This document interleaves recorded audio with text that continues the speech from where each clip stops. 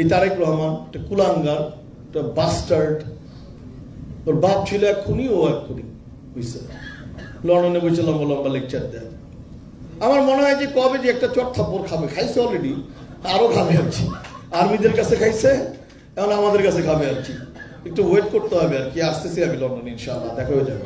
এই দেশ আমি চাই না বন্ধুরা, আপনারা কি চান? এই ধরনের দেশ আপনারা চান?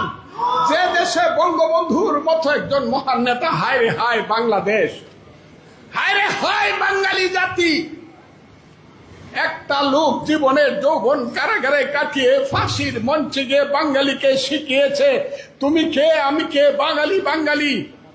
যে লোকটা একটা আঙ্গুল তুলা দিলে পরে 7.5 কোটি মানুষ এক কাতারে এসে দাঁড়াতো, যে লোকটার আঙ্গুলে হেলনে দেশে মুক্তিযুদ্ধ হয়েছে, সেই লোকটার বাড়ি আগুন দিয়ে পুড়ে দিলেন। সেই বঙ্গবন্ধুর বাড়ি বুলডোজার চালায় দিলেন। কেউ প্রতিবাদ করলো না, সরকার কিছু করলো না, মিলিটারিরা চৌকিদারের ভূমিকায় অবতীর্ণ হইল।